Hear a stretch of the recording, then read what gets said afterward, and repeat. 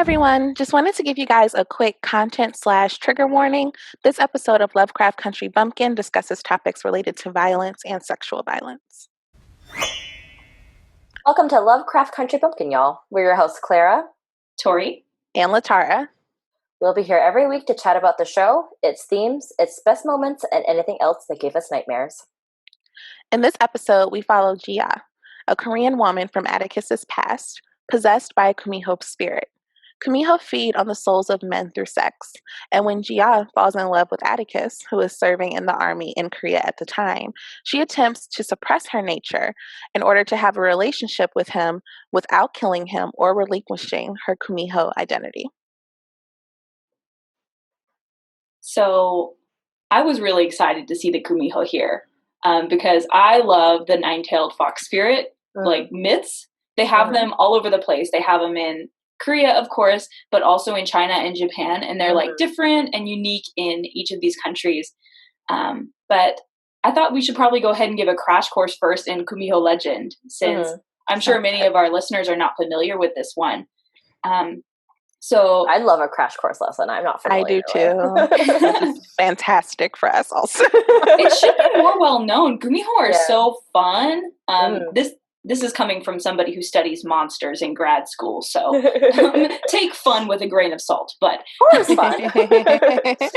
Yes, basically, Gumiho are nine-tailed fox spirits, but they're also able to take the form of very beautiful women, and they generally survive by eating the livers of men, which they obtain by seducing them.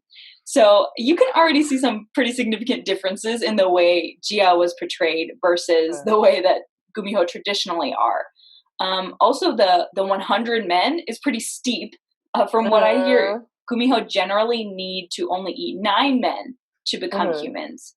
A lot of times the Gumiho will actually start out as a human woman that then goes through some trauma or some terrible experiences and suffering that turns her into a Gumiho, and she must then consume 9 men's livers specifically to return to the human form. So you can already see like the where it gets close, where it diverges. When the episode started and the subtitle in Korean is Gumiho, so that I was prepared to see a 9-tailed fox. But when that scene came, when she was with that man, oh my god, I screamed. Oh god, I gagged. It was not good, yo. No, but it makes sense. The 9 orifices of the body, right, where her tails came from. You've got your 2 eyes, 2 ears, 2 nostrils. That's 6. You got your mouth, anus, vagina. That's 9 total. So I was pretty, once I got over the, terror, it was pretty creative, I thought. I think so too. I think, so Tori knows a lot more about Gumiho and Korea in general more than I do. And so I had no idea what to expect. I had no background knowledge of this, of the 9-tailed fox myth story, cultural object of in Korea. So I thought it was like a spider thing. I thought they were like giant, like tentacle spiders. There were 100% spider vibes, which really freaked me out about them because I was expecting a fox, like beautiful, fluffy fox obviously, tail. And like a lot of times the representation of Gumiho in like especially like modern literature or modern TV shows or something, it will be a human woman with the tails, and it's very like ethereal. It's very beautiful. But yeah, this was not. No, I had a similar like reaction to Klara. I also like don't like I have very little pre-knowledge in Korean culture, history, lore. And so I literally screamed when tentacles started coming from her body. I somehow am more horrified now, Tori, that you've like made that connection for me with like the 9 orifices of the human body connected to the 9 tails of the fox. I was like, I was already disturbed. I am more disturbed now, but I agree it was a You're brilliant. welcome. Like, this is what happens when one of your gift that colleagues keeps studies on giving. monstrosity. Yes, yes, things get increasingly weird. And so now I'm like, okay, this is even worse than I thought. And so the way I kind of like learned was by Googling because on the subtitles at the bottom of the screen, kumiho popped up, and I was like, what is this word I have never heard of before? So then I Googled it, and I was like, nine-tailed fox, and I was like, I didn't think all the tails were going to come from all over the place, but I was like, at least it explains the fur, because I was really freaked out about the fur. I don't know what it is about, like the tentacles was like one thing with the facts. I mean, well, tails, I guess, but they look like tentacles to me. So to have very strong spider vibes. Yes, and then to have fur on it, I'm like, so is this a tarantula? Like, what is happening? And then I Googled it. I'm like, oh no, this is a fox. This is a fox? This is a fox. That moment at the end where she was like making eye contact with that fox on the mountain, I didn't know what to do with that, because the Gumiho had been so like separated from the concept of an actual fox in this show for me. So it was interesting to see that like almost like naturalizing the weirdness that the Gumiho had been this whole time. That's interesting. Can I ask you a little bit more about like what you think is being naturalized? Like just like the Gumiho as it's been represented so far is so alien and so repugnant. Then we see, and then when we kind of like do the we resolve the cognitive dissonance of what we think a fox is when we look at the symbol of like the actual fox. Oh, natural foxhood. A natural fox, yeah. That's so interesting. To me, it just felt like a moment of recognition between the two of them, which is so strange because no one had been able to recognize her, even though we got a lot to say about her mom, I'm sure. But her mom had been constantly telling her, like, even though they don't know you're a monster, the people around you sense it. Like, they can't love you because you're a monster. Like, their feelings just like would hit a brick wall, I guess, if they tried to love you, or like they just would never develop them in the first place. So even though like her mom has been constantly saying, people know, like people recognize that you're wrong, no one has. Like, she's just not right. As we've seen with her friend Youngja, who, you know, is tortured and executed in the course of the episode. And with Atticus, of course, it's possible for people to care about her. So the fox to me felt like the first time that someone had seen her as a kumiho. And all her foxiness. Yeah, which is foxiness, which Jamie Chung. Jamie Chung is gorgeous. Yeah. Truly ethereal. Oh my goodness. That's really interesting to me, Tori. I think it's really beautiful. I've had a hard time. I've been thinking about the ending scene for a while. And this like act of recognition, as you are kind of starting to allude to, is like a big aspect or thematic arch of the episode, to recognize and be comfortable with the recognition and to not pass negative judgment on that kind of recognition.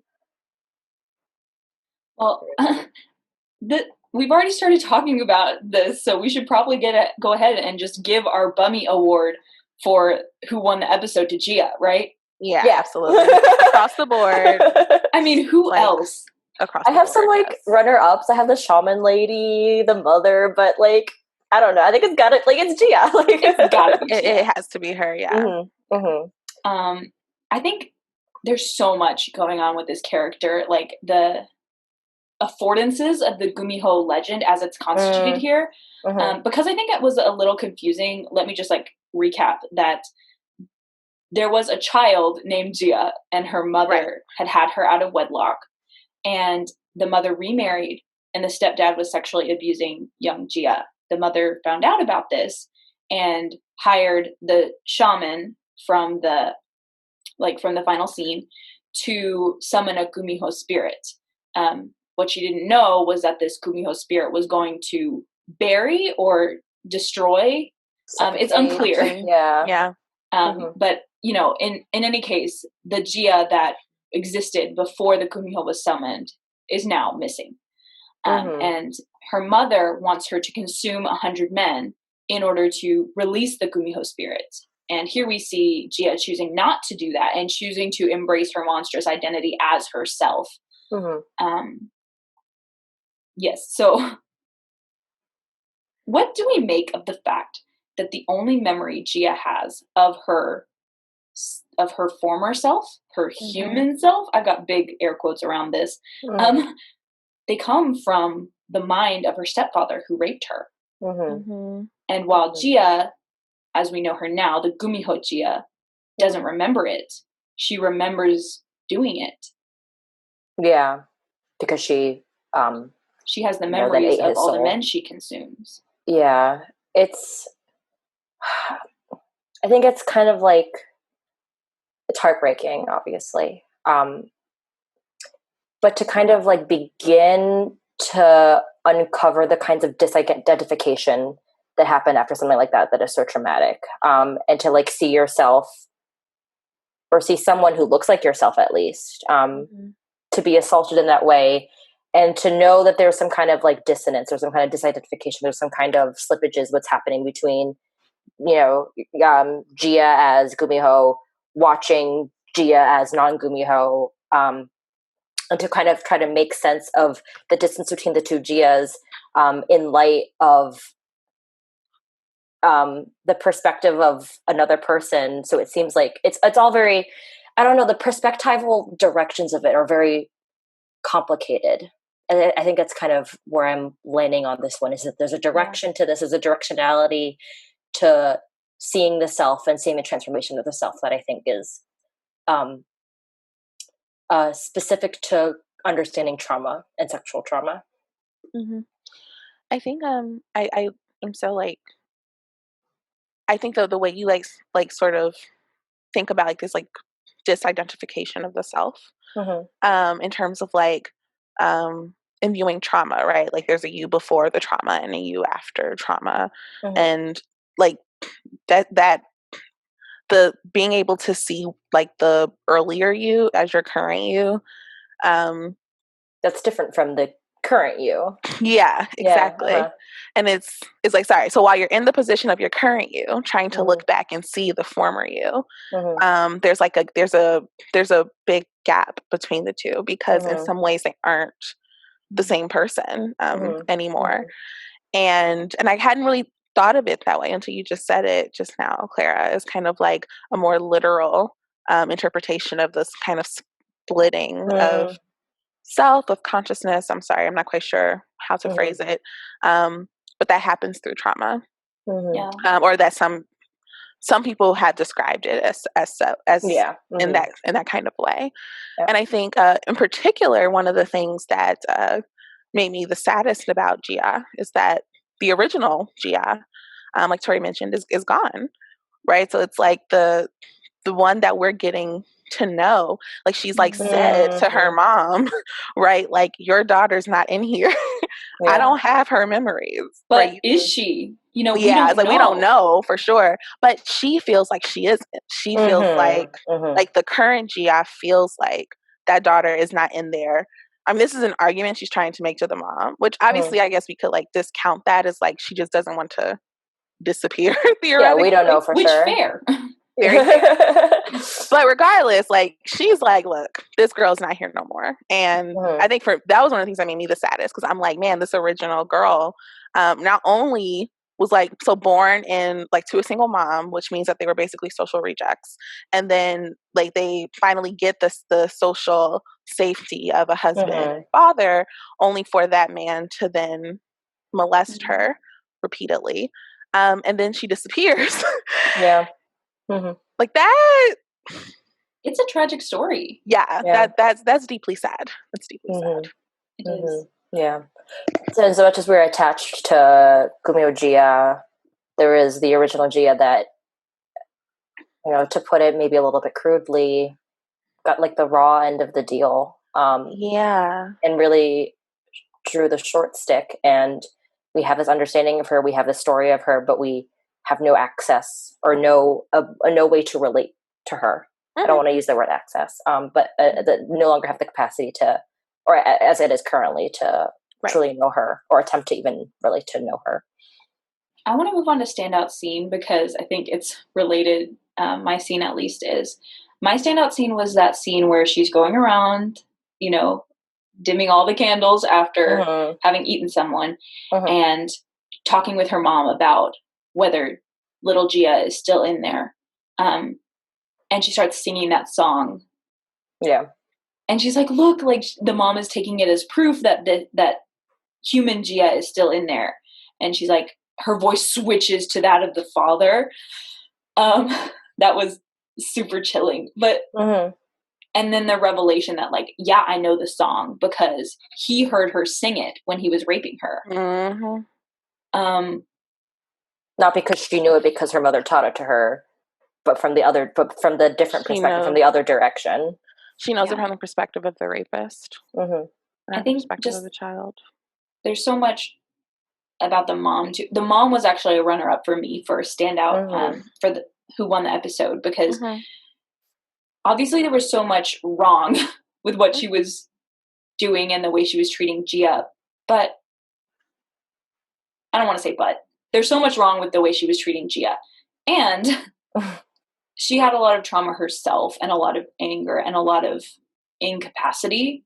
She was also trapped. And I don't think that justifies anything she did.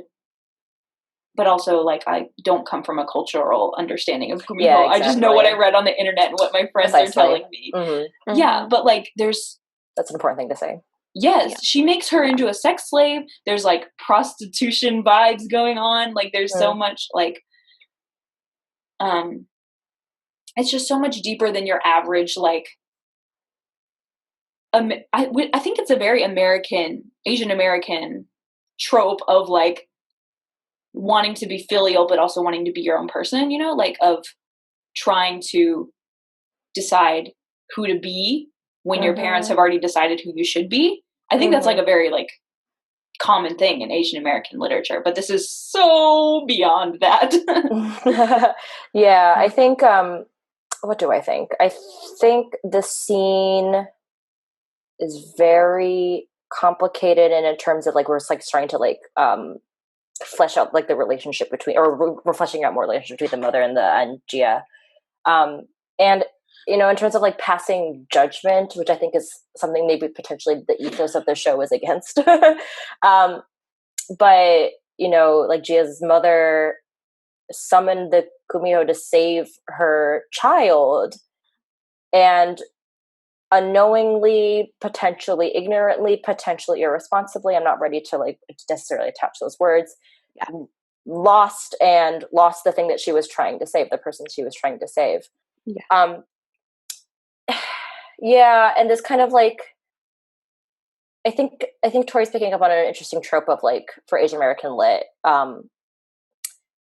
of this kind of idea of Asianness that is particularly, like, bound by filial responsibility. And the tensions between that as the global world modernizes in certain ways and globalizes through and modernizes through globalization, and a globalization that is predicated on Amero-European supremacy, in which notions of selfhood and independence seem to come into tension with a perceived, if not actual, I'm not quite sure, idea of Asianness which is particularly filial, particularly tied in terms of, like, very, very, very, very strong family bonds and a very specific sense of filial responsibility. And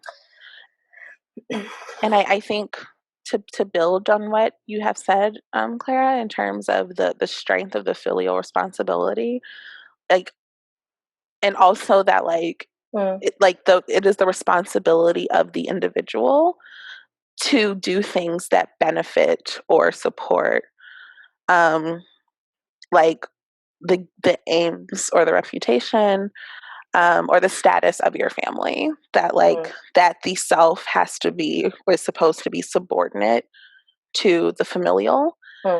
And I think, like, I was a little bit unsure in and picking that up in the show, obviously, like there's this tension between Jia as an individual and Jia's mother's expectations of her, and what she like owes to their family unit, the two of them, with really her mom. And I was unsure, and this is more a question and also an admission of ignorance. And I still don't know how to read how much of that portrayal, that positioning of that tension is like a true clash of like, this is a Korean epistemology and an American epistemology that are like conflicting, and then like more broadly, like various Asian cultures and various Euro-American cultures, or if this was like an American projection of what we think Asianness is or would be. Because whenever I think of a lot of the pictures I have in my head of, yes, that idea of like across multiple Asian nationalities, cultures, so like Japanese, Korean, and Chinese, so I'm thinking specifically East Asian, I often, all those pictures I have are all, quite frankly, from American sources, mostly TV shows, like cartoons, like, and so I think even when I saw that conflict, I had an internal moment of suspicion of like how much of this is contrived by an American eye. Yeah, if that makes sense. I found the shaman to seem very Americanized to me. It seemed like at least the sage on the mountain kind of. She's got a dope hat. She does, and like no shame. I loved the shaman too. Like I thought that was real cool. It was a pretty scene for sure. It was beautiful. That struck me as a little Americanized, but I was can we talk about the fact that they spoke Korean like the whole time? Yeah. I loved it. Yeah, I really, really loved it. That was awesome. As a TV decision, Yes. I don't definitely ask much. I just ask for it to be like what it would have been like in real life, and they did so great with that. Like even the part where she and the Korean American soldier were walking through the camp, they spoke Korean together because they don't want the Americans to listen, and like that's how it would have been. They didn't like take that opportunity. These two characters speak English. Let's speak English. Like no, they analyzed the situation like what it would have been IRL, and they had them speaking the language that most fit the situation. I thought that was wonderful, and I was so happy to see it, and I hope it happens more on TV. Yeah, that was an awesome choice. I agree, and I definitely appreciated it. Yeah, it's a difficult question what LaTara is bringing up, one of which I do not have the answer to, nor will I pretend to have the answer to. I think it's like corollary to conversations about like racial authenticity, authenticity in general, and it's all a very vexed conversation because we wouldn't necessarily having the same conversation about authenticity for like like white characters, or racialized or racialized characters who are racialized as white. Torre kind of mentioned my standout scene, which was the last scene of the episode. I have like noticed in myself that I am attracted to the visually stunning scenes to the ones that are like visually arresting. Have very strong color palettes. Like my last standout scene for last episode had a lot of red in it. This one had a lot of white, peppered with like the blue and the pastel colors, the blue of Gia's coat and the pastel colors.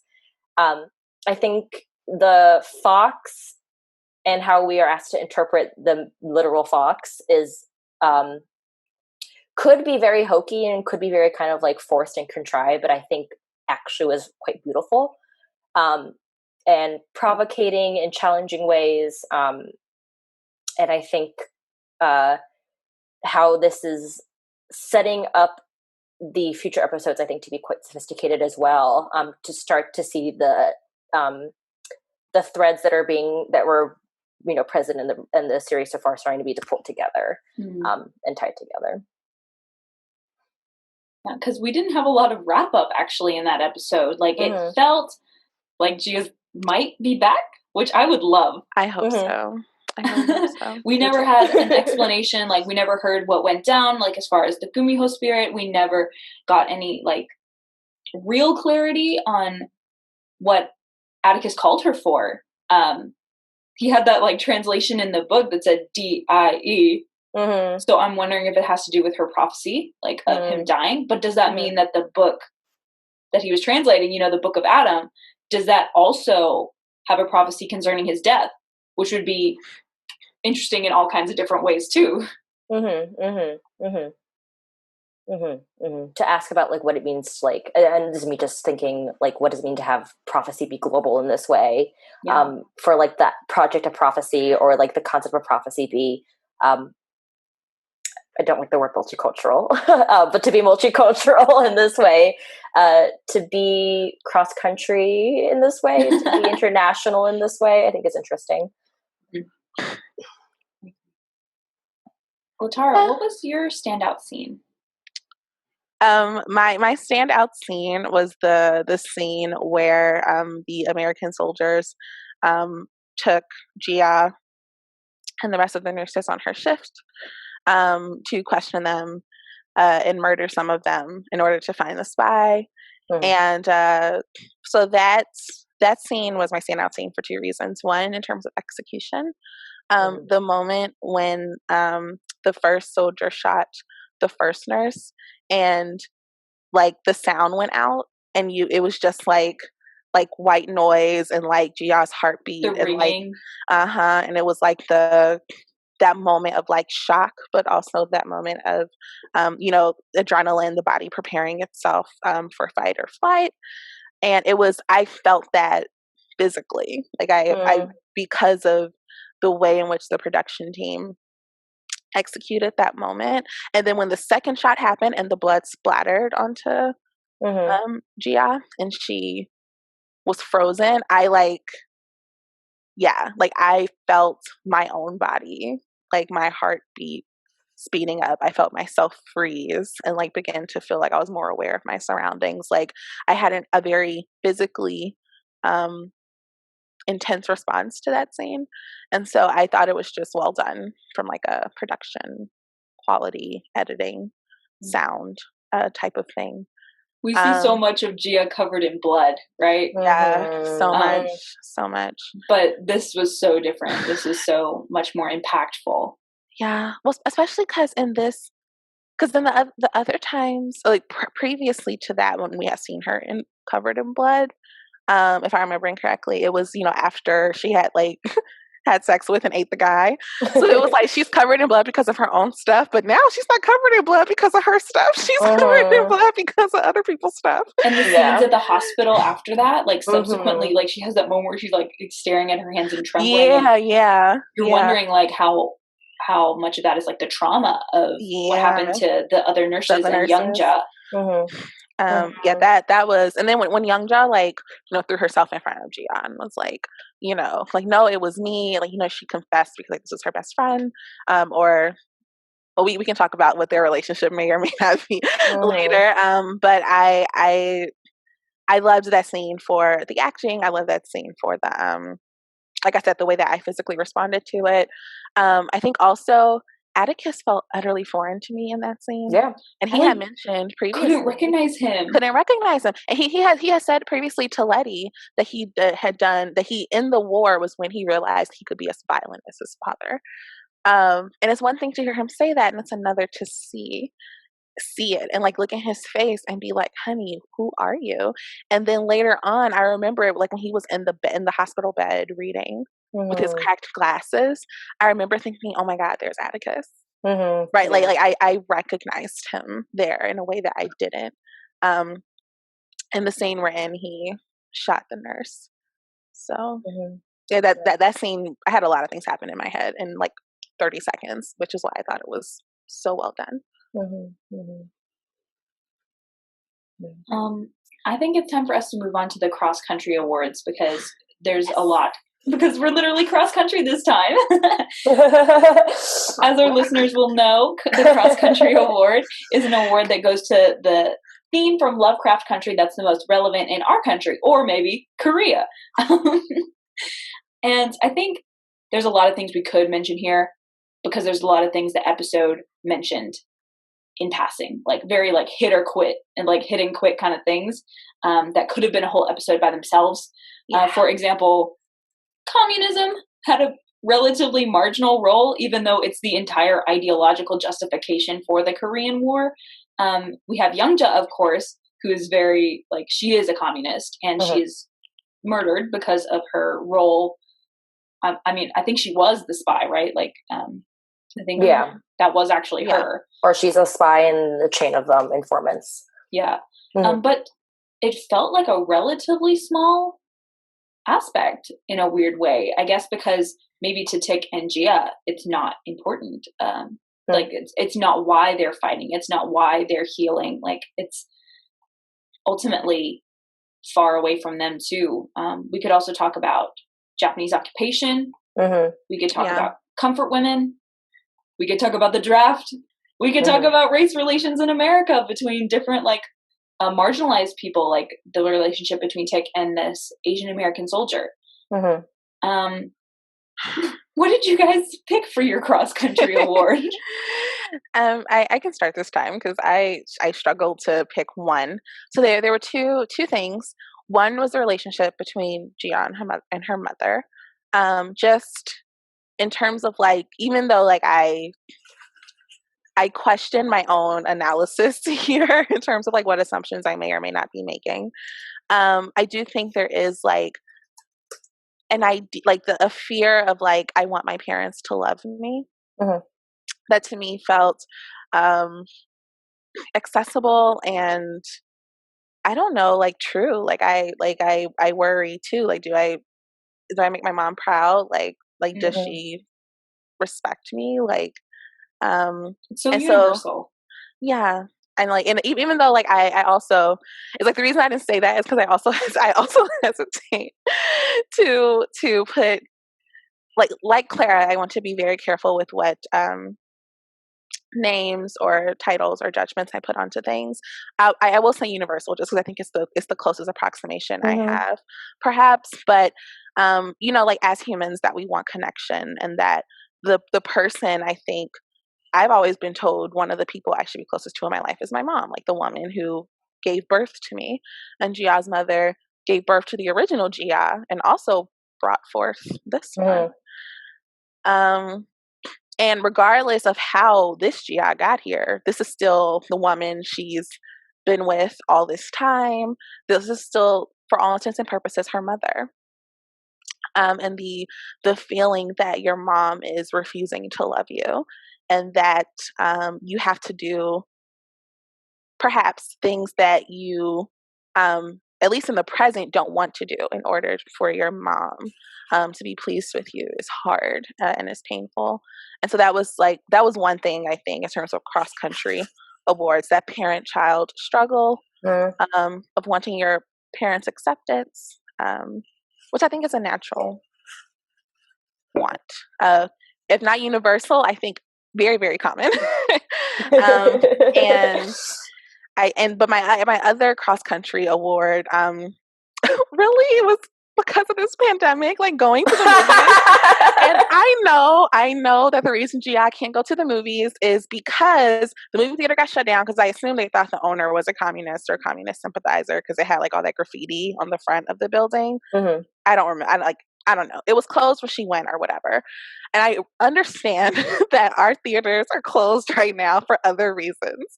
But can I just say, even seeing someone in a movie theater looks like the most luxurious, like indulgent activity, right? To just literally go to a movie theater. I'm just like, man, it's been a long time since I've been able to do that. And it'll quite frankly be a long time before I can do it again comfortably. Y'all remember movies? Right? Right? Do you guys ever get like COVID stressed by something you see on TV? Like if you see like too big a crowd, you're like, Yep. That happens to me. I get that now walking down, walking around downtown Ann Arbor.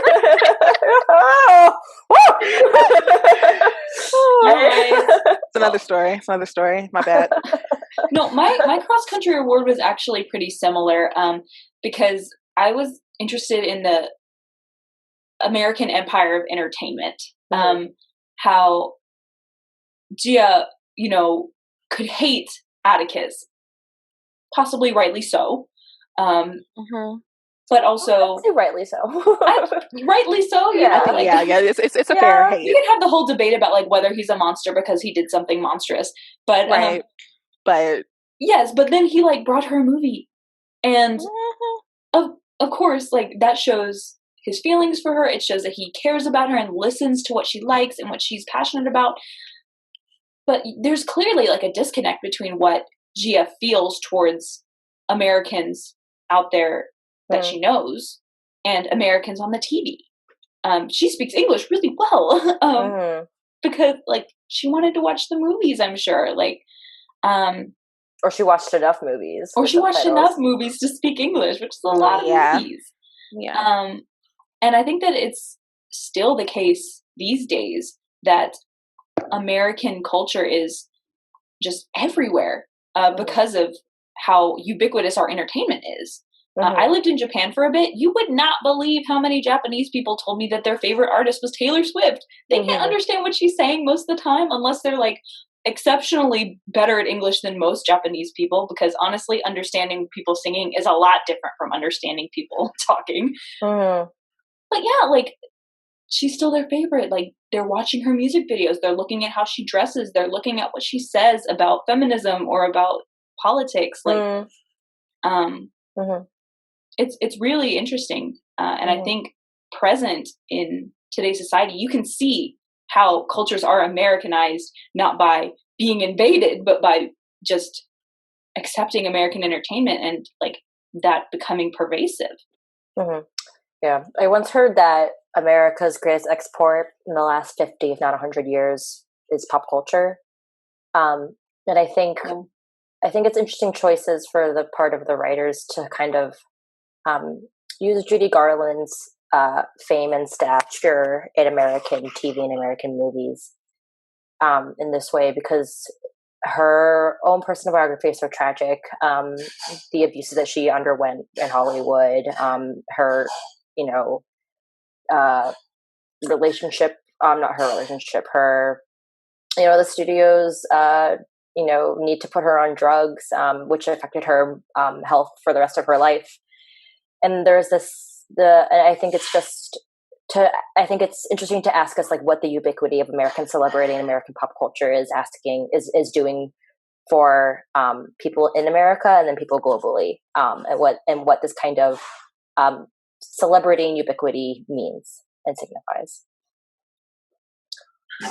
I think also, Klara, like your point just now about like even the tragedy of Judy Garland's true story, like to kind of build upon this idea of like America's culture, like what it does, how it functions, what it looks like globally, or exported globally. Thinking about how like in America, it's like, we push to other people because it's not just like in terms, both pop culture, but also like psychologically this idea that American is better, that like America is like the best country in the world, like the cream of the crop, and like free market is so free great. Market. and capitalism has no problem. Right. And that one of the reasons why our pop culture, I would argue, people will probably tell me I'm wrong, whatever. I think one of the reasons our pop culture, like among a lot of like actual like Americans, like actual American imperialism and like physically, right, like going into other countries, I think it's also like the psychological, like our stuff is better than your stuff. And then like that kind of gets left behind even once the Americans left these countries and came back to America. And it's so not true, obviously. And when you think about like how like, she's in Korea watching this these American movies about this American actress, and it's like, oh, it's so beautiful and it's so pretty, but the actual American actress is on drugs and like being used by like movie studios.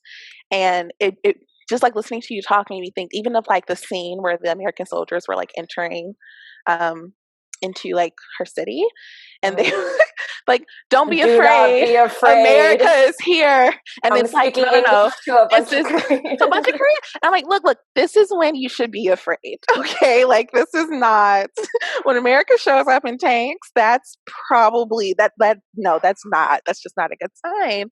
And I don't understand like, anyways, so it was like just this sort of, this assumption that Americanness is more desirable or better, and it so obviously isn't. And like the reveal of how not better it is, with deeper probing, I think. Yeah, I do love Judy Garland movies. Yeah. I have a very complicated relationship with Judy Garland, especially the blackface. But I do love a lot of. She's an incredible singer, incredible actress, incredible dancer. My cross country award is a little bit difficult to articulate, but it is the relationship that America has with Asia. What America thinks Asia is, what America has constructed Asia to be, what people in America think Asians are like, and what Asians in Asia think Americans are like, or what Asians in Asia think Asian Americans or Asians who have immigrated to the country into the United States are like. And this is a really complicated topic. This is a really, really, really vexed issue. But, the setting of this episode is the Korean War, and like the profound violence that American imperialism brought upon the Korean people, its intervention in the country of Korea, to stop, the spread of communism globally. And we all know how that worked out. And it's it's how I'm just thinking about the historical constructions of Asia that the United States has relied on for the spread of global capitalist power and for the spread of the ubiquity of the United States as a nation state. And it's my cross-country episode because we're in a pandemic. We're during a pandemic in which the virus has been called a Chinese virus, right? So we have and Trump is in constant, tariff wars with China, the rise of China as a global power, the second largest economy in the world. And the way that America racializes Asia and the way that America racializes Asia in conjunction with economic power and economic exploitation, and the way that this affects the lives of people in this country, racialized people in this country, and racialized people in Asia. I think we could have gone on about this episode forever. I could have.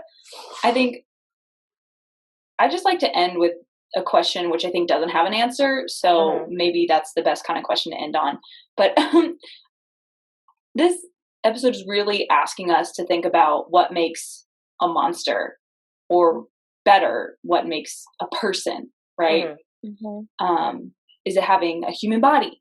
Is it having feelings like Gia's mom seems to imply? Is it receiving feelings from other people, or like existing in society?